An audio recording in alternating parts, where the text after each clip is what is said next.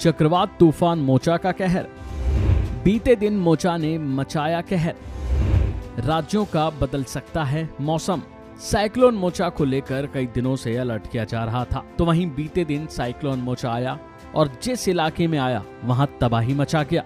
भीषण चक्रवाती तूफान मोचा, जिसे मौसम विभाग ने कैटेगरी 5 स्तर का बताया, वो रविवार को बांग्लादेश और म्यांमार के तटों से टकराया। बांग्लादेश और म्यांमार के तटों से ये मोचा तूफान टकराकर उसने तबाही मचाई, जिसके बाद वहां बारिश हुई। 195 किलोमीटर प्रति घंटे की रफ्तार से हवाएं चली। मोचा जैसे ही बांग्लादेश और म्यांमार के समुद्र तटों से टकराया, आपदा प्रबंधन बल के जवानों को पश्चिम बंगाल में भी अलर्ट जारी कर दिया गया। बता दें कि चक्रवाती तूफान मोचा 1982 के बाद से बंगाल की खाड़ी में विकसित होने वाला दूसरा सबसे तीव्र चक्रवात है। मोचा ने बांग्लादेश और म्यांमार के रखाइन राज्य में सितवे टाउनशिप के पास दस्तक दी, जिससे इलाके में तबाही मच गई। इमारतों की छतें टूट गई, पेड़ पौधे गिर गए। तबाही में कम से कम 3 की जान चली गई। मोचा ने पश्चिमी म्यांमार पर लगभग पूरी तरह से कब्जा कर लिया, लेकिन अब ये तेजी से कमजोर हो रहा है। मोचा के उत्तरी म्यांमार से सोमवार रात से मंगलवार सुबह तक फैलने की उम्मीद है।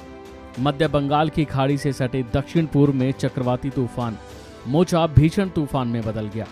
इस दौरान मोचा तूफान 9 किलोमीटर प्रति घंटे की रफ्तार से उत्तर दिशा की ओर बढ़ रहा है। चक्रवात मोचा ने जैसे ही बीते दिन बांग्लादेश और म्यांमार के समुद्र तटों पर दस्तक दी, आपदा प्रबंधन बल के जवानों को पश्चिम बंगाल में भी अलर्ट जारी कर दिया।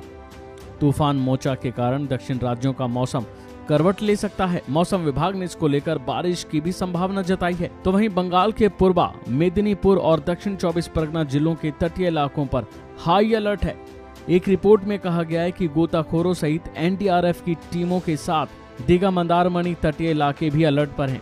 साथ ही विभाग ने लोगों को समुद्र के पास न जाने के नियम भी जारी किए हैं।